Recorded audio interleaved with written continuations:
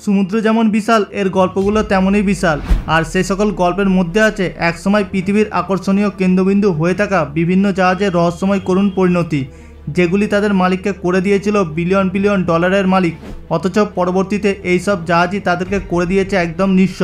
হ্যাঁ, সমুদ্র দাপিয়ে বেড়ানো বিলাসবহুল জাহাজের করুণ পরিণতি দেখব আমাদের আজকের এই এপিসোডে। ক্লিনথন, গ্রিসের ভালোটাক সমুদ্র সৈকতে বালুময় উপকূলের চরে পড়ে আছে কালোবাজারি ব্যবসায়ীদের সাথে জড়িত থাকা এই জাহাজ। 1950 সালে ভুতুরে এই জাহাজটাকে তৈরি করা হয়েছিল ডেনমার্কে। এই জাহাজটা দিয়ে যে কত কিছু করা হয়েছে তার কোনো হিসাব নেই। তবে এই জাহাজটা সুদীর্ঘ পথ চলা শেষ হয়েছিল 1980 সালের এক রহস্যময় ঘটনার মাধ্যমে। যদিও বলা হয়ে থাকে সেই সময় তুরস্ক আর ইতালির মধ্যে সিক্রেট চোরাচালানোর সাথে জড়িত থাকার কারণে এটাকে জব্দ করা হয়েছিল, আর পরবর্তীতে এটাকে পরিত্যক্ত ঘোষণা করা হয়। কোনো রকম মেনটেন না থাকার কারণে এটা আজ জাহাজের কঙ্কালে পরিণত হয়েছে।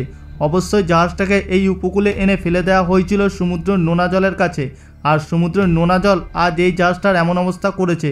কয়েক দশক ধরে সমুদ্রের নোনা জল এবং সামুদ্রিক ঝড়ের কবলে পড়ে জাহাজটা এখন এইভাবেই পড়ে আছে।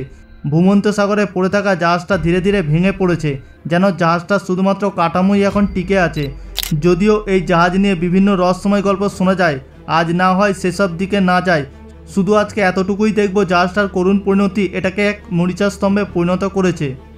এসএইচ পালো আল্টো, প্রথম বিশ্বযুদ্ধের সময় যে অয়েল ট্যাঙ্কার জার্মানিদের ঘুম হারাম করে দিয়েছিল, সেই জাহাজ পড়ে আছে আমেরিকার ক্যালিফোর্নিয়াতে অনাদরে অযত্নে। যদিও এটা প্রথম দিকের তেলের ট্যাঙ্কার হিসাবে খুব সুনাম কুড়িয়েছিল, পরবর্তীতে এটাকে তেলের ট্যাঙ্কার থেকে রূপান্তরিত করে তৈরি করা হয়েছিল একটা ভাসমান বিনোদনের জন্য কমপ্লেক্স সেন্টার। কিন্তু প্রথম বিশ্বযুদ্ধের পরে যখন পুরো পৃথিবীতে অর্থনৈতিক মান্দা শুরু হয়, তখন থেকেই এই জাহাজটার দিক থেকে সবাই বাধ্য হয়ে মুখ ফিরিয়ে নিতে শুরু করে। পরবর্তী দশকগুলিতে এই জাহাজ নিজেকে হারাতে থাকে। বিশাল আকৃতির সব ঝড় এবং ঢেউয়ের কারণে এটা খুব দ্রুত ভেঙে পড়তে শুরু করে। প্রকৃতি যেন এটাকে নিজেই নিয়ন্ত্রণ করতে শুরু করে। বিভিন্ন প্রজাতির প্রাণীরা এখানে এসে আস্তে আস্তে বাসা বাঁধতে শুরু করে। তবে 2016 সালে একটা ভয়ঙ্কর ঝড়ের কারণে জাহাজটা একদম মাঝখান থেকে ভেঙে যায়।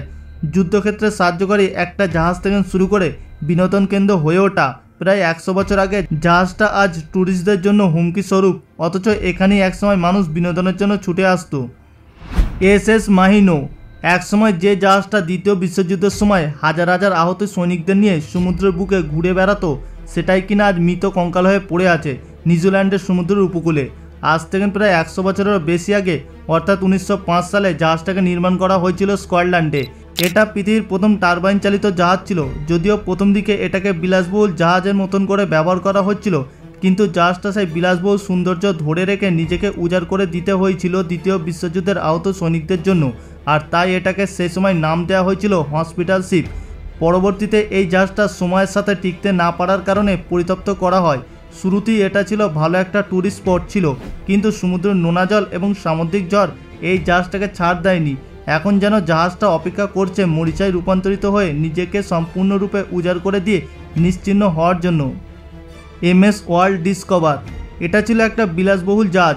মেরু অঞ্চলে ভ্রমণ করার জন্য বিশেষভাবে এটা তৈরি করা হয়েছিল। তবে শেষ পর্যন্ত এই জাহাজটা সালোমান দ্বীপপুঞ্জের গ্রীষ্মমণ্ডলীয় এলাকায় যেন তার শেষ নিঃশ্বাস ত্যাগ করে। জার্মানি এই জাহাজটাকে তৈরি করেছিল 1974 সালে। এটা সেই সময় দুঃসাহসী অভিযানের জন্য পৃথিবীর মধ্যে অন্যতম সেরা একটা জাহাজ ছিল। তবে এই জাহাজটির সেই দুঃসাহসী অভিযান শেষ হয় 2000 সালে 30 এপ্রিল, যখন এটা একটা সমুদ্রে ডুবে থাকা পোহাল প্রাচীরের সাথে সজোরে ধাক্কা খায়। আচমকা জাহাজটার হাল ভেঙে যায়। জাহাজটাতে বিভিন্ন জায়গাতে সমুদ্রের জল ভিতরে ঢুকতে শুরু করে। তবে সেই সময় সৌভাগ্যবশত একটা রেস্কিউ টিম সেখানে এসে পৌঁছায়, আর কোনো রকম প্রাণহানি ছাড়াই সবাইকে উদ্ধার করা হয়। কিন্তু জাহাজটা অনেক জায়গায় ভেঙে গিয়েছিল, যা ছিল মেরামতের একদম অযোগ্য। তাই এটা প্রায় 2 দশক ধরে এইভাবেই পরিত্যক্ত অবস্থায় কঙ্কাল হয়ে পড়ে আছে। এটা সমুদ্র স্তরে মাঝে মধ্যে স্থান পরিবর্তন করে, তাই এটাকে অনেকেই ভূতরে জাহাজ বলে ডাকে।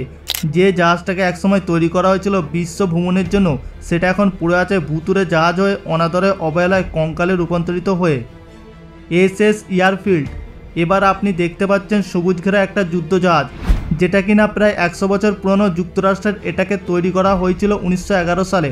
পরবর্তীতে দ্বিতীয় বিশ্বযুদ্ধের সময় এই জাহাজটাকে ব্যবহার করা হয়েছিল আমেরিকান যুদ্ধ জাহাজের কাছে বিভিন্ন সাপ্লাই পৌঁছানোর জন্য।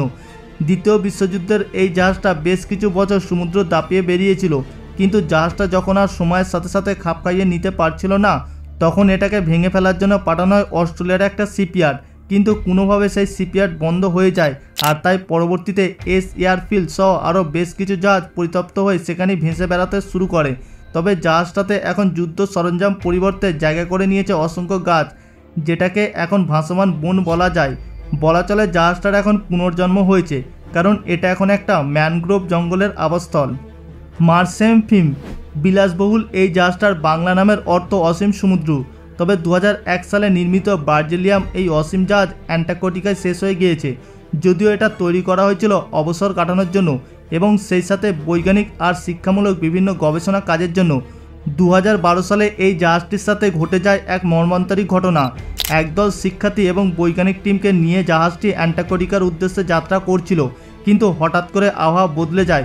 ভয়ঙ্কর জ্বরে জাহাজটা বরফে একটা ফাঁদে আটকে পড়ে। প্রবল বাতাসে বরফ জাহাজের চারিদিক একেবারেই ঘিরে ফেলে, ফলে জাহাজটি বরফের মধ্যে একটা জীবন্ত লাশের মতন আটকে যায়। মুহূর্তের মধ্যে বিলাসবহুল এই জাহাজ মিলিয়ন ইয়ার্ডের জন্য হয়ে যায় কফিন, আর ঠান্ডা বরফে জাহাজের জন্য হয়ে যায় একটা সমাধিক্ষেত্র। তবে এই ঠান্ডা বরফ জল এটাকে কোনোরকম ক্ষয়ক্ষতির হাত থেকে আজ পর্যন্ত অক্ষত রেখেছে। মানুষ চাইলে এখন সেখানে গিয়ে এটা দেখতে পারেন। বরফ জলে এটা এখন ভূতুরে অবস্থায় পড়ে আছে, যেটা একসময় পৃথিবীর সবচেয়ে ধনী ব্যবসায়ী আর আরব শেখদের নিয়ে ঘুরে বেড়াতো। কোস্টা কনকর্ডিয়া নির্মিত এই সমুদ্রে যে কোনো কিছু ঘটতে পারে, এমনই একটা ঘটনা ঘটেছে ইতালির তেরেডিয়াম সমুদ্র উপকূলে। মর্মান্তিক এই ঘটনা ঘটেছিল 2012 সালের 13ই জানুয়ারি, যে ঘটনাতে পুরো বিশ্ববাসী স্তম্ভ হয়ে গিয়েছিল। সেই সময় সামুদ্রিক এই বিলাসবহুল ক্রুজ শিপ শত শত বিলিয়নকে নিয়ে সমুদ্রের বুকে ঘুরে বেরিয়েছিল, কিন্তু হঠাৎ এটা সমুদ্র উপকূলে একদম কাছাকাছি একটা পাথরের খণ্ডে ধাক্কা লেগে ডুবতে শুরু করে। কারণ সেই ধাক্কার কারণে প্রায় 50 মিটার জায়গা জুড়ে গর্ত হয়ে গিয়েছিল। 42 জনেরও বেশি যাত্রী ছিল সেই জাহাজে। সমুদ্র উপকূলে এত কাছাকাছি এসে জোরালোভাবে উদ্ধার কার্য চালানোর পরও প্রায় 32 জন প্রাণ হারিয়েছিল। এটা সেই সময় পৃথিবীর মধ্যে অন্যতম বিলাসবহুল জাহাজ ছিল। 2013 সালে এটাকে আবার পুনরায় ভাসিয়ে তোলা হয়েছিল। তবে যাই হোক, এটা 21 শতাব্দীর বড় বিপর্যয়গুলির মধ্যে অন্যতম একটা এবং ক্ষয়ক্ষতির পরিমাণও অনেক বেশি ছিল। একসময় দুর্দান্ত জাহাজ যেটা ছিল আধুনিক সব সুযোগ সুবিধার জন্য বিখ্যাত, সেটার করুণ পরিণতি পৃথিবীবাসী আজ তাকিয়ে তাকিয়ে দেখছে। বন্ধুরা, আমাদের আজকের এপিসোড এখান পর্যন্ত। আজকের এই এপিসোডটা আপনাদের কেমন লাগলো নিচে কমেন্টে অবশ্যই আমাকে জানাবেন। যদি ভিডিওটি ভালো লাগে ভিডিওটিকে একটি লাইক করে দেবেন এবং সকলের সঙ্গে শেয়ার করে দেবেন। আপনি যদি আমাদের চ্যানেলে নতুন দর্শক হয়ে থাকেন তাহলে এখনই আমাদের চ্যানেলটিকে সাবস্ক্রাইব করে পাশে থাকা বেল আইকনটিতে ক্লিক করে রাখুন। দেখা হচ্ছে পরবর্তী এপিসোডে। ভালো থাকবেন, ধন্যবাদ।